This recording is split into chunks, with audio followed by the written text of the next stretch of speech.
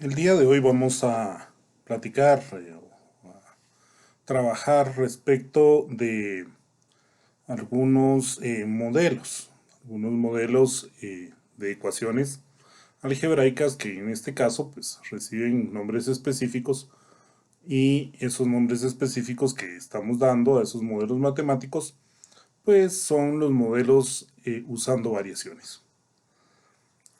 Muchas veces podemos describir fenómenos reales con ecuaciones que describen la relación entre dos o más cantidades.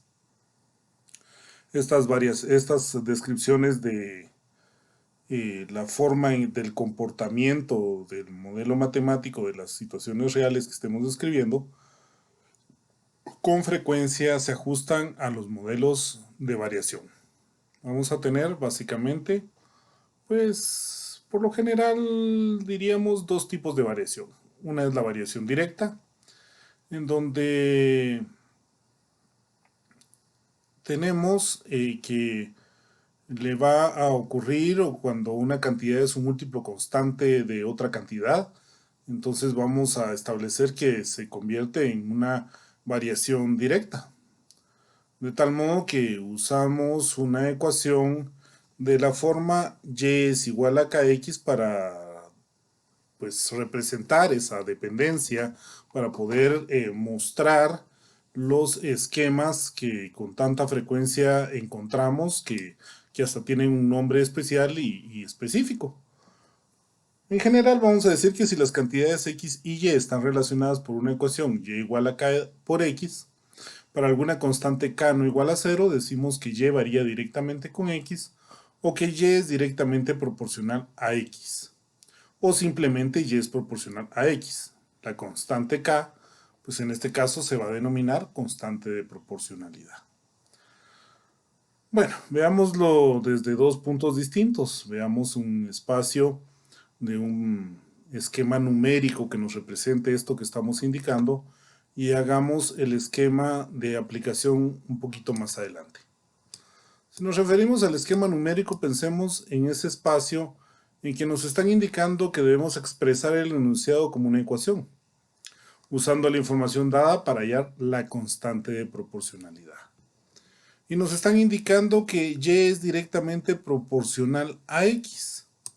Si vamos a establecer esta relación como nos la están indicando y la vamos a expresar como una ecuación, basta con decir definitivamente que y es igual a k por x, en donde estamos estableciendo entonces que básicamente y es directamente proporcional a x en ese sentido. Ahora, recordemos que estamos acá escribiendo una ecuación en donde tenemos la variable y y la variable x, y para que esta ecuación sea específica deberíamos de tener un valor de k.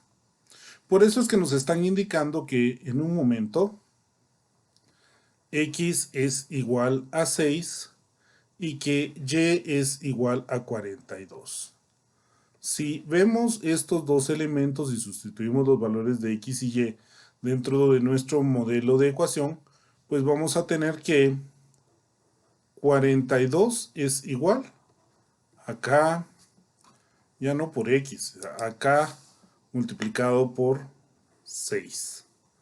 Con lo cual tendríamos, por supuesto, que k es igual a 42 partido 6.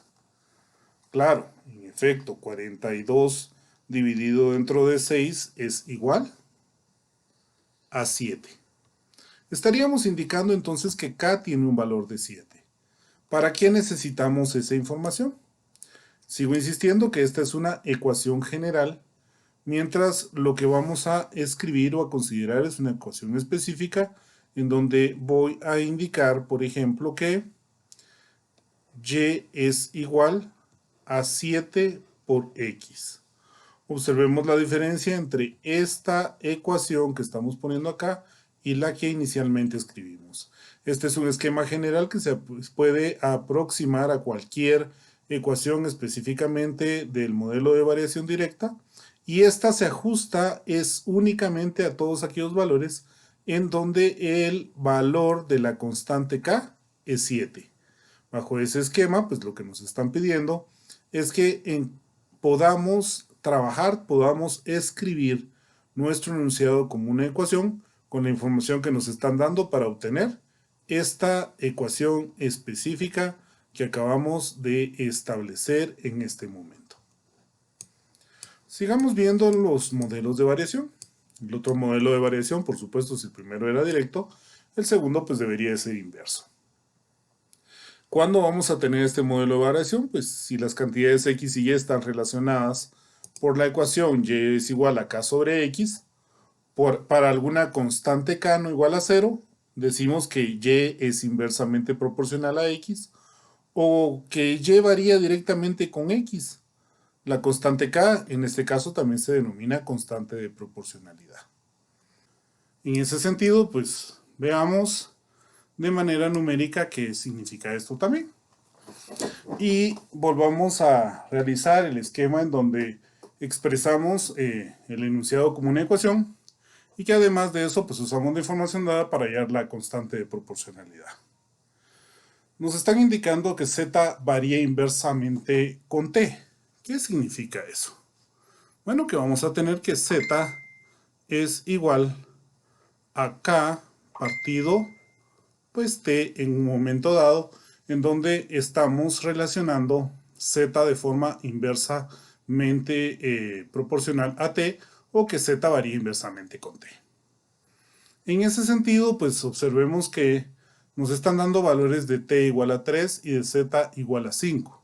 Si sustituimos esos valores dentro de nuestra ecuación, pues vamos a decir que 5 es igual a k partido 3.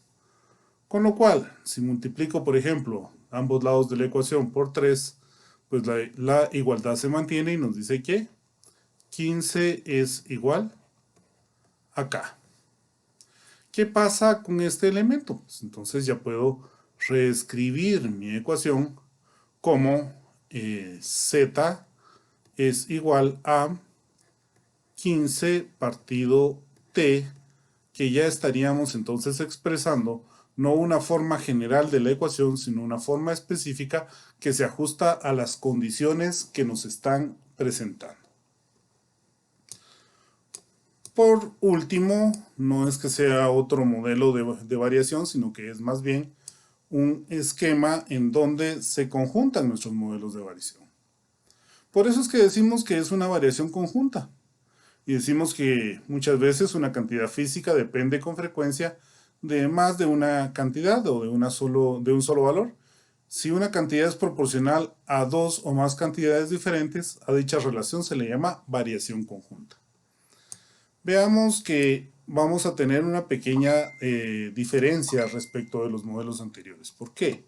Porque aquí estamos estableciendo como una variación conjunta si las cantidades x, y y z están relacionadas por la ecuación z es igual a k por x por y, donde k es una constante diferente de 0, decimos que z varía conjuntamente con x y o z es conjuntamente proporcional a x y y.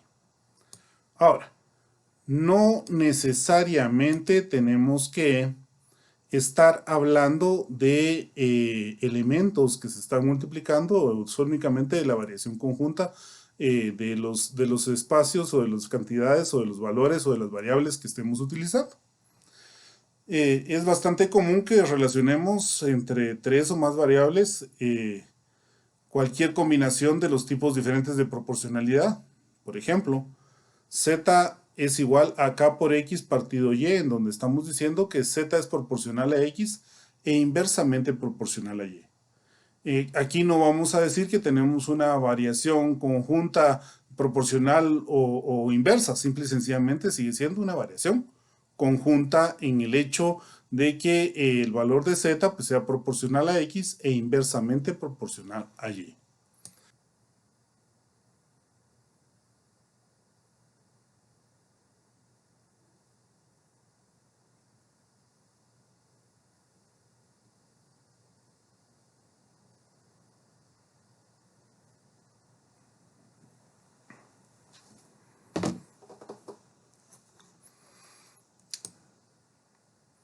Veamos el esquema de ejemplificar lo que es la variación conjunta.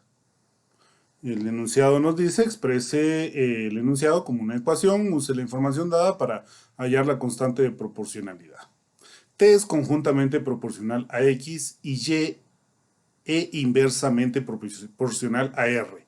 Si X es igual a 2, Y es igual a 3 y R es igual a 12, entonces T es igual a 25.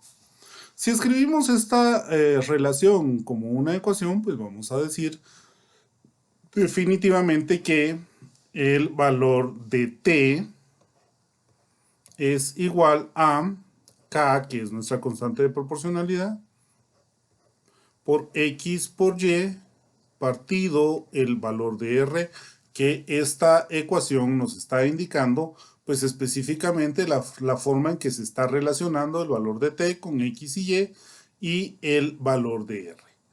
¿Qué pasa en ese sentido particularmente hablando entonces?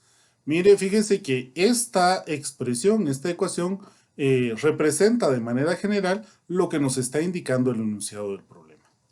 Pero necesitamos llegar a una ecuación particular que nos genere esas relaciones. Observemos que en un momento dado T es igual a 25, K sigue siendo K, vamos a multiplicar por X que es igual a 2, por Y que es igual a 3 y vamos a dividirlo todo dentro de R que nos están indicando que es igual a 12. Por supuesto, esto para encontrar el valor de K, pues lo podemos expresar como 25 por 12 dividido 2 por 3. En todo caso, esto que estamos expresando acá va a estar dado por la expresión 25 por 12 partido 6, pues nos daría efectivamente que es 12 partido 6, nos daría 2, 25 por 2, pues son 50. Ya que tenemos el valor de K, pues entonces ya podemos expresar una ecuación que se ajusta específicamente a las condiciones dadas del problema, reescribiendo nuestra ecuación T igual a 50xy partido R para poder concluir en la ecuación que define las condiciones que hemos presentado o que se han dado hasta este momento. Como vemos, pues tratar o más bien interpretar la información que se nos está dando dentro de estos dos modelos de variación, que básicamente son el modelo de variación directa y el modelo de variación inversa, que se combinan o se conjugan en la variación conjunta a la hora de utilizar uno o de forma repetitiva o los dos modelos de variación, pues nos permite encontrar esquemas que nos dan información o que nos dan un modelado de ecuaciones. Pasemos a algunos ejemplos prácticos, algunos ejemplos aplicados para que esto se vaya consolidando de mejor manera. Veamos, por ejemplo, el siguiente problema. El siguiente problema nos dice: la potencia P, medida en caballos de fuerza, HP, que esto está puesto en inglés, que en todo caso no es otra cosa más que horsepower o caballos de poder, pues necesaria para impulsar un bote es directamente proporcional al cubo de la velocidad S. Es necesario un motor de 80 HP para impulsar cierto bote a 10 nudos. Encuentre la potencia para mover el bote a 15 nudos. Observemos que lo que nos están indicando propiamente solo es un problema de una proporcionalidad directa. ¿A qué nos estamos refiriendo con esa proporcionalidad directa? Nos están indicando que la potencia pues, necesaria para impulsar un bote es directamente proporcional al cubo de su velocidad. Entonces tendríamos que decir que en todo caso el valor de P que está definiendo la potencia, pues debería de ser proporcional al cubo de la velocidad. Observemos esta relación en donde estamos estableciendo que tenemos que ver que la potencia es directamente proporcional al cubo de la velocidad del bote que estemos moviendo. Mire, pero esto no responde nuestra pregunta porque nos están indicando que necesitamos obtener la potencia necesaria para mover el bote a 15 nudos. Sí, nos están indicando que necesitamos establecer la potencia necesaria para mover nuestro bote a 15 nudos, pero también nos están dando las condiciones de un momento específico. ¿Cómo de un momento específico? Nos están indicando que un motor de 80 HP pues va a poder mover mi bote a una velocidad de 10 nudos y de esta forma pues podemos encontrar bajo esas condiciones mi constante de proporcionalidad. ¿Por qué? Porque el valor de K entonces va a estar definido por 80 HP partido 10 al cubo, pues, perdón, acá yo estoy cometiendo un error al indicar que tengo 10 nudos al cuadrado, porque el problema nos dice que son la velocidad al cubo, y vamos a tener 10 elevado al cubo,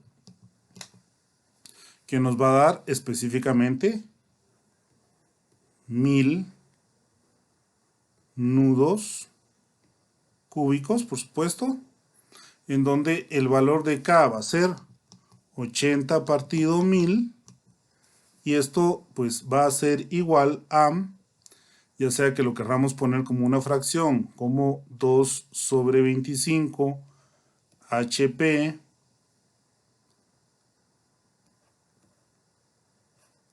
sobre nudos al cubo, o que lo querramos escribir como un decimal, en donde estableceríamos que esto es igual a 0.08 HP sobre nudos al cubo. ¿Qué pasa en este sentido? ¿Qué es lo que estamos estableciendo? Solo estamos estableciendo el valor de la constante de proporcionalidad para las condiciones que nos están indicando para este tipo de bote específicamente. Seguramente cada tipo de bote tendrá condiciones distintas en función de la fricción, en función del qué tan aerodinámico sea, en función de qué tanto se pueda hidroplanear sobre el agua y evitar el contacto, pues habrán distintas condiciones para distintos botes.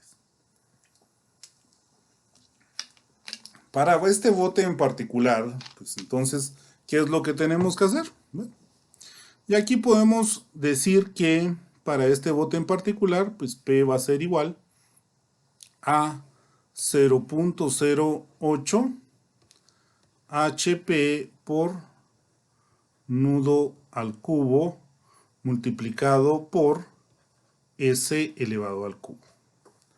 Observemos que nuestra constante de proporcionalidad tiene dadas dimensionales que son importantes porque no va a funcionar igual si la velocidad la estuviéramos calculando en metros por segundo, por metros por segundo o por pulgadas por segundo, sino que la velocidad tiene que estar necesariamente dada en nudos para poder determinar la potencia en HP. Es decir, estos valores que están acá de mi constante de proporcionalidad me definen que solo puedo utilizar pues la dimensional de la velocidad en nudos. ¿Qué pasa con esto? Ya tengo la ecuación específica y ahora necesito mover el bote a 15 nudos de velocidad. ¿cuál es la potencia que necesito? Pues en todo caso, pues P va a ser igual a 0.08 HP partido nudos cúbicos por 15 nudos también elevado al cubo. Por supuesto, esto me va a dar una expresión que es igual a P igual a 0.08 HP por nudo al cubo multiplicado por 15 elevado al cubo, pues nos va a dar 3.375 nudos al cubo. Observemos que un nudo que multiplica y un nudo que divide, utilizándolos cual si fueran variables algebraicas, pues este dividido dentro de este me va a dar 1, ya que los dos están elevados al cubo, con lo cual me queda que la potencia va a estar dada solo por HP, y puedo establecer que 0.08 multiplicado por 3.375 pues me va a dar una variación de 270 HP. ¿Qué pasa entonces bajo este esquema? Mire, con 10 HP, con 10 caballos de potencia, caballos de fuerza que tiene mi embarcación, pues se mueve a 10 nudos. Pero si yo quiero subir esa velocidad a 15 nudos, necesito específicamente cambiar el motor de 80 HP por un motor de 270 HP que va a cumplir con la variación que requiero para incrementar mi velocidad en esos 5 nudos de náuticos que nos están indicando. Tenemos acá en todo caso que terminar indicando, por supuesto que si revisamos nuestra pregunta, encuentre la potencia necesaria para mover el bote de 15 nudos, pues podemos indicar que la potencia necesaria para mover el bote a 15 nudos será de 270 pues HP o caballos de fuerza, como quieran decirle o indicarlo en su momento.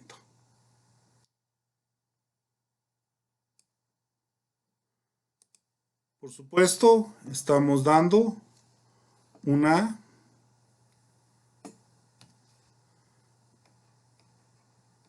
respuesta escrita a nuestra pregunta escrita en relación a este modelo de variación que, como vimos ya, es un modelo de variación directa. Veamos un par de ejemplos adicionales. Evaluemos nuestro siguiente ejemplo. La fuerza ascensional L del ala de un avión en el despegue varía conjuntamente con el cuadrado de la velocidad S del avión y el área A de sus alas. Un avión con un área de alas de 500 pies cuadrados que corre a 50 millas por hora experimenta una fuerza ascensional de 1.700 libras. ¿Cuánta fuerza ascensional experimentará un avión con un área de alas de 600 pies cuadrados que corre a 40 millas por hora? Inicialmente escribamos, por supuesto, la ecuación que se nos está indicando que representa la variación o el modelo de variación que afecta la forma en que se produce la fuerza ascensional sobre las alas del avión a partir de la velocidad que éste lleva y del área de sus alas. Vamos a decir para empezar que L es igual a K, que es nuestra constante de proporcionalidad, y nos están diciendo o indicando que varía conjuntamente con el cuadrado de la velocidad S, que entonces nos daría la velocidad al cuadrado, y el área A de las alas de nuestro avión. Observemos que esta expresión, esta ecuación, pues representa cuánto empuje, cuánta fuerza ascensional, cuánto va a poder levantar nuestro avión en función de la sustentación que le da esa fuerza ascensional sobre las alas. ¿Cómo obtenemos este espacio? ¿Cómo se da esos elementos? Pensemos en dos partículas que vienen y van a chocar contra el ala de nuestro avión, con el ángulo de ataque del ala de nuestro avión, y una partícula se va a ir por la parte superior del ala y la otra se va a ir por la parte inferior. Las dos partículas salen al mismo tiempo detrás del ala del avión, es decir, entran en un momento dado al principio y las dos salen juntas del otro lado del ala. Solo que observemos que el ala del avión tiene un perfil un poquito distinto en la parte superior que en la parte inferior. De hecho, podríamos decir que es un poco más curvo. Lo que hace esta curvatura es que tengamos pues una mayor distancia que recorrer en las partículas de aire que pasan por encima del ala del avión que las que pasan por debajo del ala del avión. Bueno, pero ¿y eso qué tiene que ver con el esquema de la fuerza ascensional? Las dos partículas entran al mismo tiempo al frente del ala y salen al mismo tiempo en la parte de atrás del ala. ¿Qué es lo que pasa entonces si tienen que salir al mismo tiempo? La partícula que pasó por encima del ala entonces recorrió más camino que la que pasó debajo del ala. Mire, pero tuvieron el mismo tiempo para la entrada y salida del ala. Pues si tuvieron el mismo tiempo para la entrada y salida del ala, pues no implica otra cosa más que la partícula que pasó por encima del ala tuvo que ir a más velocidad que la que pasó por debajo para recorrer más camino. Esto va a generar una diferencia de velocidades que nos está dando también una diferencia de presiones. Recordemos que el aire solo es un fluido y en ese espacio, pues a mayor velocidad vamos a tener menos presión, a menor velocidad vamos a tener más presión. ¿En dónde? En el fluido que conocemos como aire. Esa diferencia de presiones va a producir pues que a una velocidad específica, con un área de ala específica, pues tengamos una fuerza ascensional específica.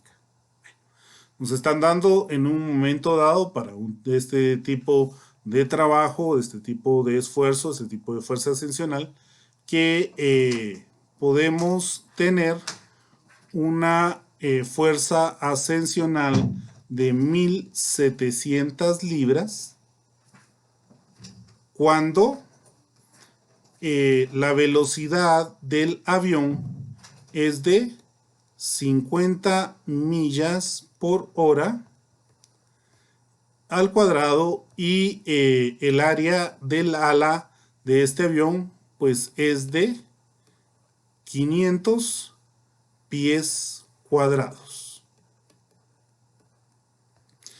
Con esta información, pues por supuesto podemos encontrar la constante de proporcionalidad que sería K igual a 1700 libras partido, evidentemente 50 millas por hora al cuadrado por los 500 pies cuadrados de área, lo que nos daría un valor de 1700 partido 50 al cuadrado por 500 para tener un resultado, si lo queremos ver como una fracción, de 17 sobre 12.500. Si lo queremos ver como un decimal, pues entonces ese decimal que vamos a presentar acá, pues nos da que es 0.00136. 0.00136, ¿qué? Recordemos que esta constante de proporcionalidad pues va a tener algunos, esta constante de proporcionalidad pues va a tener una dimensional específica. ¿Cuál es su dimensional específica? Mire, libras, pues estamos poniendo libras por acá. Y en la parte de abajo nos queda millas al cuadrado por horas al cuadrado por pies al cuadrado. Esto, por supuesto, lo podemos reescribir como 0.00136 libras por horas al cuadrado partido millas al cuadrado por pies al cuadrado. ¿Por qué? Porque esto está acá dividiendo y si tenemos libras partido millas sobre horas, pues podemos entonces escribirlo como libras por horas al cuadrado partido millas al cuadrado por pies al cuadrado. Bueno, regresemos a nuestro problema, regresemos al esquema en donde estamos indicando que evidentemente una ecuación específica para la fuerza ascensional pues va a estar dada por 0.00136 pues libras por horas al cuadrado partido millas al cuadrado por pies al cuadrado. Esto estaría multiplicado por el cuadrado de la velocidad por el área de las alas. Si con esta información respondemos a lo que nos están indicando específicamente, donde nos están preguntando cuánta fuerza ascensional experimentará un avión con un área de alas de 600 pies cuadrados que corre a 40 millas por hora, pues vamos a establecer que L en ese caso pues va a ser igual a 0.00136 libras por horas al cuadrado partido millas al cuadrado por pies al cuadrado multiplicado por la velocidad que va a ser 40 millas por hora al cuadrado por el área que son 600 pies cuadrados. Bajo este espacio particular, pues entonces vamos a decir, si nos ponemos a pensar, mire, aquí nos quedaría millas sobre horas al cuadrado, millas cuadradas sobre horas al cuadrado.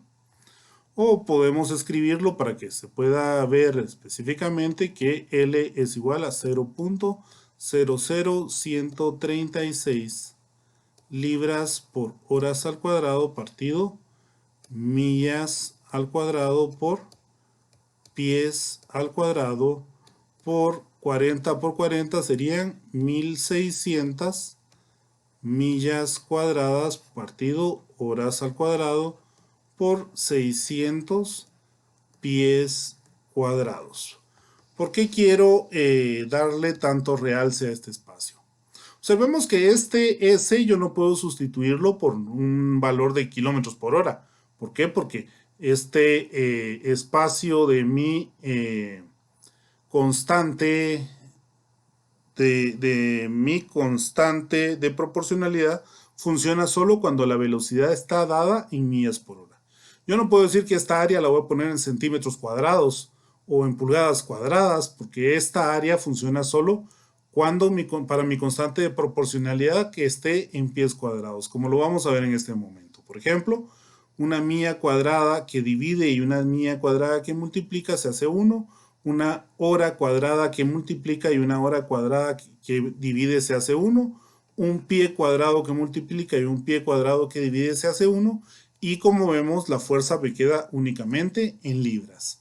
Si estuviera trabajando con otra dimensión de velocidad u otra dimensión de área, pues no me quedaría simple y sencillamente en libras mi dimensión del empuje. Ahora, L por supuesto tiene acá un valor de 0.00136 multiplicado por 1600 multiplicado por 600 para que nos dé que vamos a tener una fuerza de empuje de 1305.6 libras. Ante este elemento, pues lo único que nos queda es especificar, por supuesto, que la fuerza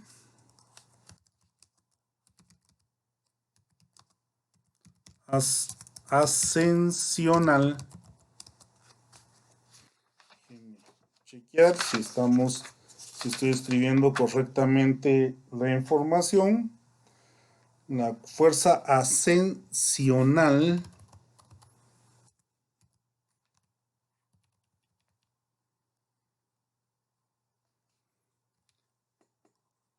que experimentará el avión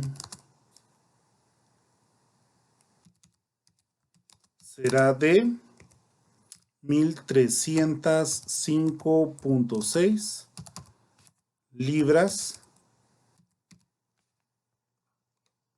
con las condiciones que nos están indicando. Con las condiciones que nos están indicando, en donde el avión pues tiene 600 pies cuadrados de área de ala y se mueve a una velocidad de 40 millas por hora. Bajo este esquema, pues vemos que incluso a veces pareciera que estuviéramos trabajando con dimensionales incorrectas porque nos han acostumbrado a que tenemos que homogeneizar nuestras dimensionales y eso de estar multiplicando millas cuadradas por pies cuadrados como que no nos funciona, pero recordemos que este espacio de nuestra constante de proporcionalidad pues cumple con ese propósito de tener las dimensionales, de poderlas manejar y darnos como salida la dimensional correcta si estamos ingresando nuestras variables o nuestros valores a partir de que estos sean apropiados para esa constante de proporcionalidad que es única para nuestro problema específico. Vamos a revisar un tercer problema. Y este tercer problema pues nos dice que un auto se desplaza en una curva que forma un arco circular. La fuerza F necesaria para evitar que el auto patine es conjuntamente proporcional al peso W del auto y al cuadrado de la velocidad S. Y es inversamente proporcional al radio de la curva. Inciso A, pues escriba una ecuación que exprese esta variación. Eso está sencillo, ¿no? Porque ya hemos estado viendo cómo se expresa esa variación, en donde podemos decir que F, que es la fuerza, vamos a especificar acá, inciso A, F es igual que nos está indicando para que el auto no patine o que para evitar que el auto patine es conjuntamente proporcional al peso W del auto y al cuadrado de la velocidad, siendo también inversamente proporcional al radio de la curva. ¿Qué es lo que estamos tratando de hacer aquí? ¿Qué es lo que estamos obteniendo? Mire, fíjese que si excedemos de ese valor de fuerza, pues entonces nuestro vehículo, en lugar de seguir la curva, pues por la inercia va a mantenerse siguiendo la misma dirección que traía antes de entrar a la curva, y eso pues nos va a hacer que se deslice y se salga del camino. Situación que no deseamos, y por eso es que estamos tratando de calcular pues la fuerza que podemos tener, o la fuerza necesaria que se debe tener para evitar que el auto patine. Esa fuerza pues está dada específicamente por el movimiento que está generando nuestro vehículo, por la fricción con las llantas, con el manejo de la inercia que estamos estableciendo. ¿Qué pasa en ese sentido? Miren, fíjense que en todo caso nos están indicando que vamos a tener En el caso 1, un auto que pesa 1600 libras. Bueno, entonces puedo tener que F es igual a K por el auto que pesa 1600 libras.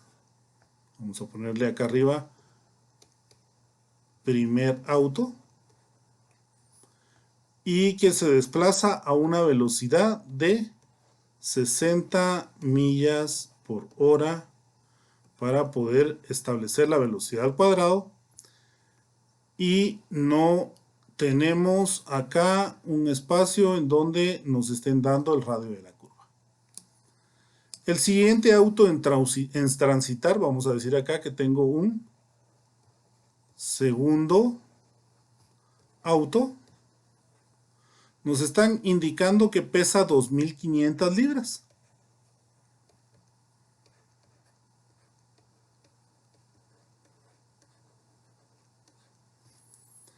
Y que requiere la misma fuerza que el primer auto para evitar que patine.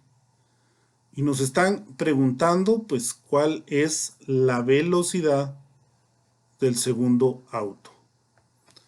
Híjole, pero a veces pareciera que nuestros problemas no tienen pies ni cabeza o no tienen solución o que no están definidos, ya que pues aquí puedo decir, mire, tengo F que no conozco, tengo K que no conozco, tengo R que no conozco, tengo S que no conozco, y entonces voy a tener un montón de variables y no tengo más que dos ecuaciones que tienen todas esas variables, por lo cual mi sistema pues definitivamente no podría tener solución. Ojo con lo que nos están indicando. Un auto que pesa 1600 libras y se desplaza en una curva a 60 millas por hora. El siguiente auto en transitar pesa 2500 libras y requiere la misma fuerza que el primer auto para evitar que patine, con lo cual nos están dando una relación importante en donde F1 del primer auto y F2 pues son iguales, es decir, F1 del primer auto y la fuerza 2 del segundo auto son iguales, con lo cual puedo establecer una ecuación que me relaciona el hecho de que K por 1600 libras por 60 millas por hora al cuadrado partido R, pues es igual a K por 2500 libras por S al cuadrado partido R. Mire, pero sigo teniendo tres variables, K, R y S al cuadrado. Eso se arregla muy fácilmente. Si usted multiplica R sobre K de un lado de la ecuación y multiplica del otro lado de la ecuación R sobre K. Un K que divide y uno que multiplica se hace 1. Un R que multiplica y uno que divide se hace 1.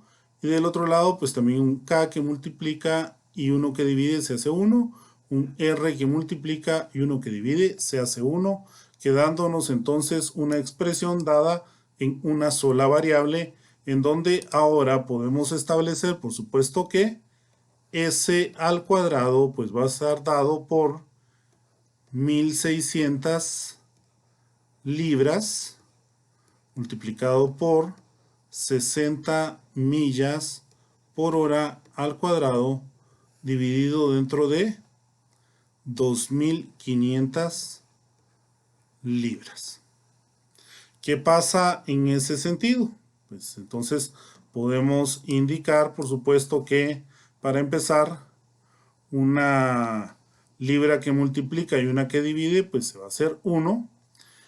Vamos a tener que S al cuadrado es igual a 1600 por 60 elevado al cuadrado partido 2500, y esto nos va a dar un valor de 2304 millas cuadradas sobre horas cuadradas. ¿Por qué millas cuadradas sobre horas cuadradas? Recordemos que este cuadrado afecta no solo a este 60 que elevamos al cuadrado para multiplicarlo por 1600, sino que también afecta a las dimensionales y por eso nos queda como millas cuadradas sobre horas cuadradas. Ahora, nosotros necesitamos el valor de la velocidad, no el valor de la velocidad al cuadrado. Por ende, decimos que sacamos raíz cuadrada a ambos lados de la ecuación y nos va a quedar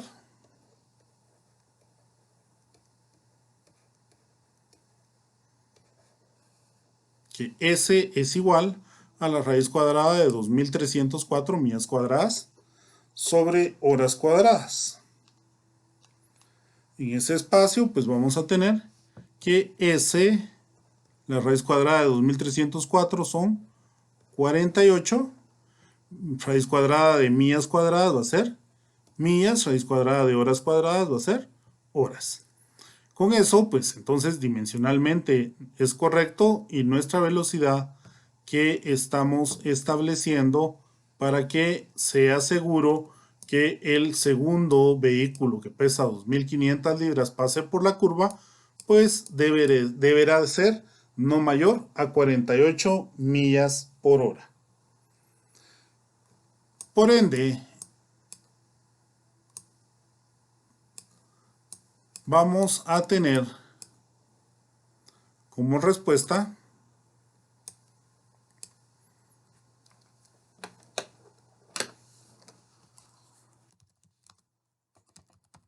la velocidad a la que circula el segundo vehículo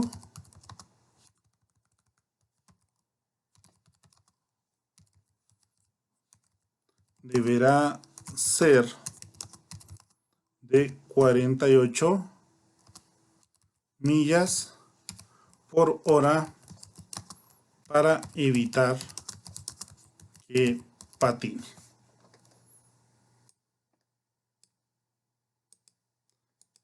Estableciendo de esa manera, pues no solo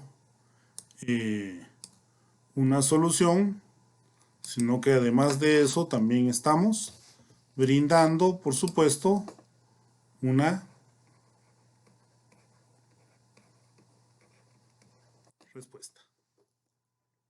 Como vemos, trabajar estos elementos donde estamos utilizando ecuaciones y para esas ecuaciones estamos apoyándonos en los modelos de variación. Los modelos de variación directa y conjunta pues no requieren de mayor complicación y son sumamente fáciles de realizar. Espero que hayamos entendido pues cómo utilizar estos modelos de variación pues para crear o plantear pequeñas ecuaciones que modelan o que nos trasladan o que nos permiten visualizar o proyectar lo que pasa en la realidad.